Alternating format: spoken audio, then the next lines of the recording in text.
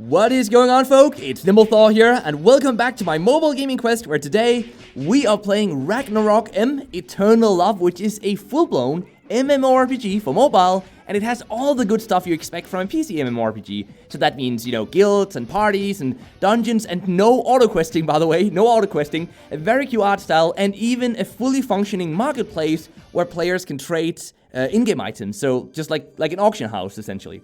All of which, of course, is based on the 2003 PC MMORPG by the same name. I think that one was called Ragnarok Online, and this version is a 3D version of the game on mobile, but with this locked isometric perspective, meaning that we can't really move the camera around. The only thing we have is a joystick here on the left side to move the character around, which honestly just makes the game an even better fit for mobile. But I should probably warn you guys, if you want to play the game for yourselves, it does take up a whopping 5 GB of space, which makes this game the biggest game I've played till date on mobile. Honestly, 5 GB, that's a lot of space. So some of you guys might not even be able to play it, and if that's the case, I'm sorry. But if you are considering making room for this game on your phone, then be sure to stick around till the end of this video, because I will go over what I like about the game, what I dislike about the game, and overall we're just gonna have some fun playing it and exploring part of this huge world. Because you know what? After having played this game for a good, I would say 5 or maybe even 6 hours at this point, I am really liking it, surprisingly, even despite the in-app purchases that go all the way up to $100 US, because yes, that is of course very, very expensive, but still the game, there's just something about it. They really captured the essence of a PC MMORPG game in this game, I feel like. So now we're down in the sewers. Let's go over here and let's get into some of the combat. Because the game is of very high quality, it has a ton of content, the world is fun to explore, the world is really big, honestly, the monsters are decently difficult, and the character progression is pretty awesome as well. Just have a look at this. We have a bunch of different skills. If we go in here to the skills, you guys can see that already we have 4 different skills. You can see that in the bottom left corner where we have the manual skill slots. But I actually have the option to upgrade and even unlock more skills, because I haven't even unlocked this one yet, called Arrow Shower, which shoots 4 waves of arrows, dealing 75% attack each. But I think for now, though, I want to keep upgrading the passive over here, because I feel like in many games, it's best to upgrade the passive skills first. So let's have a look at it. What do we have to do here? Collect 10 new aura from Taro, I guess that's the enemy we have to look for. So this was a spore. This was not the correct run. This one, these are the ones. So these rat-looking guys here. And what we can do here is that despite the game not having an auto-questing system, it does have sort of an auto-combat system that we can enable at this point. So for example, say we want to stand here and just grind for a bit. We can target these Taros, and we will start automatically attacking them. Some of you guys, I would actually guess the majority of you guys might not like this auto-combat system, but I actually find it decently well-made for mobile, especially in these types of grindy MMORPGs. And it's weird, you know, because I tend to hate auto systems as well, but in this game, after having played it, as I said, for 5, 6, maybe even 7 hours at this point, I've actually quite come to like it. It feels a bit like a 3D version of MapleStory overall, just without the auto-questing, so we do have to go and explore the world ourselves, and yeah, I'm liking it. And now that we're on the subject of auto-questing versus manual questing anyway, I hope you enjoy making quests and completing quests, because there are a ton of them in Ragnarok. But doing them is definitely worthwhile. They give a lot of XP, a lot more than we get from defeating these monsters here. In fact, we get close to no XP from these guys. We would have to stand here killing these for a very long time if we wanted to level up by killing these fellas here. But I think we actually completed the quest already. So now we can run back to Anna. She is over here, so we can open the map and we can tap on where we want to go. And with no auto-questing system, that's actually a pretty nice middle ground instead of having to use the joystick here constantly or tap where we have to go. Especially because of this isometric viewpoint, it's pretty nice that we can simply tap on the map on where we want to go. So let's talk to Anna over here. Let's see what she's saying. Let's go. Did we complete it? I think we have one last task. Use the new aura in the corner. Okay, so we have to go over here to this corner. So while we do that, trying to complete the rest of this quest, let's talk a bit more about the actual combat system. So when we first start out, we pick from one of 5 classes, and I'm using the archer right now. Although for the first hour or so, everyone uses the same melee weapon, but just don't let that fool you. Okay, so we're already here, and we could use this one to, spawn some monsters. So we have to defeat these guys. Let's use some of our skills here to deal some more damage. We are lacking a lot of MP with this class, though. I went for a high DPS class. The archer is a pretty high damage dealer. And then with the, if we actually go in here, into the stat points, because we get some stat points that we can allocate every time we level up, I went for the DPS build over here, which has 99 agility, 99 dex, and 65 in luck, so we get those critical attacks as well. But you can completely customize your character just the way you want. You don't have to follow these recommended builds. You can do whatever you want. And if you want to dive into this,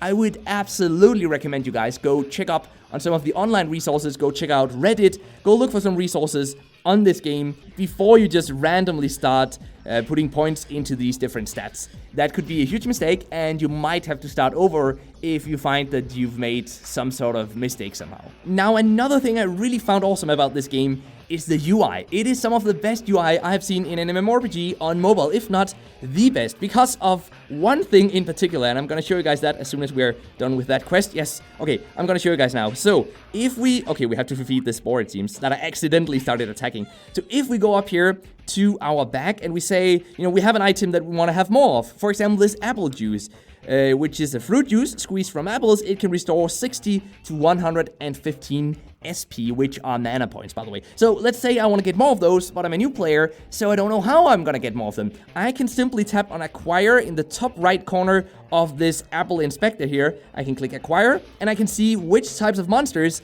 that these apple juice boxes or apple juice items will drop from. For example, pouring, which I can go to just over at the south gate, and if I click on this one here, I can start tracking this pouring monster, and what that does is that pouring monster will show up just like a quest over here on the right side. We've got it right there. So if I now open the map, we will be told where we have to go, and that is super useful, and it's a freaking awesome system. I'm really liking that. But with that said, let's see, are we done with this quest? I think we are. So now, how about we head back to town and see if we can go craft a new item, because yes, there's a crafting system, and I do believe that we collected enough iron ores to actually be able to craft a new weapon. So let's jump straight to the city. And here we go, we are back at town, and look at all these other players. Some of them don't even show up with their avatars. We can only see their names, I think.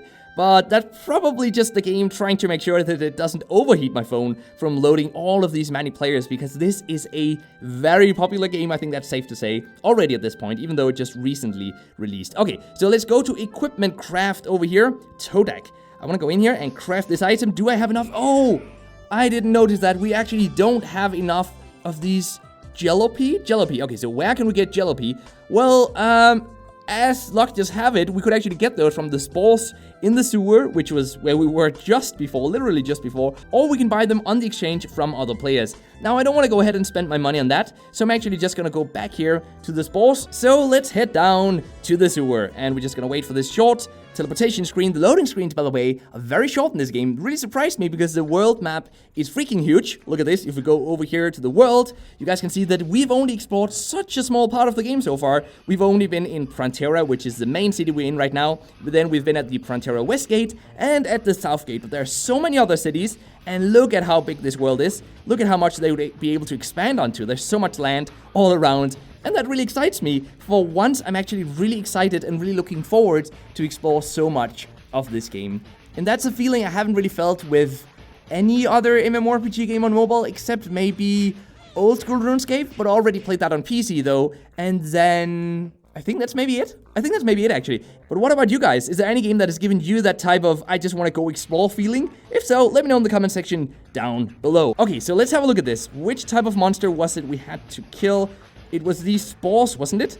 Yes, awesome. So I'm just gonna enable the auto combat, and this is where I would use the auto combat, by the way. I would use that not when doing quests, not when doing normal combat, but when I had to just grind an item, because we only have 54 right now, and we need 100 of this item, Jalopy, to be able to craft the item that we want back in the city. So I would just enable this auto combat, and then I'd go do something else, and I'd come back later, maybe an hour later, maybe 30 minutes later, and we would, maybe we would have 100, maybe we wouldn't, but we would at least have many, many more than the 54. Oh, 55, we just dropped another one. That's awesome. More than the 55 that we have so far. Now, the major downside with this game is that it does have a problem right now, as of the making of this video, with people using an illegal add-on that gives you a small advantage, such as auto HP and auto MP potion use. And that's of course really unfair. It's not exactly a bot, which would be horrible for this type of game, but it is still giving you an unfair advantage if you use that add-on. At least the developers are saying that they are working on a way to detect this and remove it.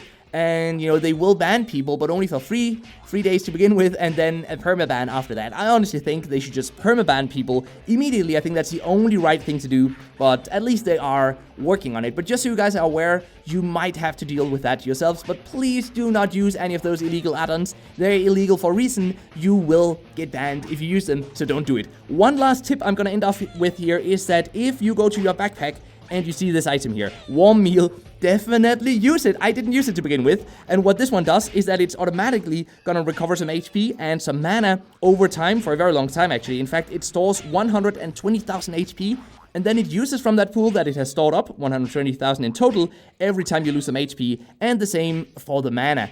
That is such a big difference between using potions manually, and when I started out, I used all of my potions to begin with, and then I went to the city to buy more of them, and they were just so expensive, whereas I should have just used this warm meal instead, and you know, I would have been good to go. So definitely do that if you decide to get into the game. Now, we have to talk about the monetization, because yes, this game does have $100 in-app purchases, and yes, they are going to give you an advantage, and yes, most likely, if you want to be the best player in this game of everyone in the entire world, you will have to start spending some money on the game. However, I think this is a great game that you can definitely enjoy with a few friends. You can go into the parties, you can go into the dungeons, you can complete the different types of bosses, and you can just level up your character, explore this huge world with your friends, with a guild. We have the guild system over here. Didn't even go in and show you guys that, but there's just so much stuff, and I think you guys might really enjoy that. Some of you guys might just hate the auto system, but if you hate auto system so much that you don't even want to play this game because of the option to enable it, I'm afraid that there aren't going to be that many MMORPG games you can play on mobile in the future, because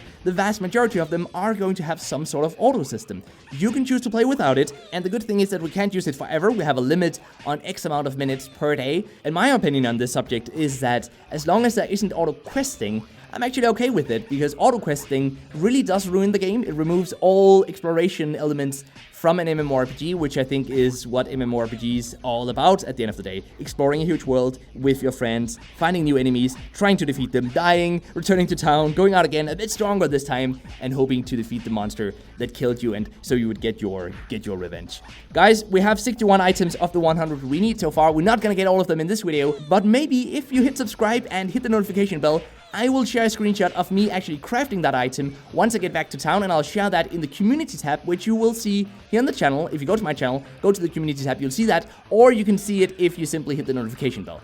With that said though, I think it's time we end it off here before I continue rambling for another 10 minutes about this game. So here you have the mobile gaming news of the day, which is that Knives Out by NetEase earned $465 million in 2018, which is actually not far behind some of the biggest mobile games out there, like for example Clash Royale or Clash of Clans, which both earned just above $500 million, as we talked about in another one of these mobile gaming news very recently. If you haven't heard about Knives Out though, that's understandable, because only 1% of the game's revenue actually comes from the US, but if you live in Japan, this game is freaking huge, and people are just loving it over there. In fact, this is a really interesting fact. In Japan, it earned 11 times more per player than PUBG Mobile did. That's impressive. 11 times more per player, so not in total, but per player, which means that every player in Knives Out spent 11 times more. I just can't understand that. Like, that's a lot. That's a really big difference. But anyway, I guess Knives Out is a great game for Japanese players, and maybe you like it as well. If you have played it, let me know in the comment section down below. But most importantly, until next time, just keep gaming, stay awesome, and I'll see you guys around.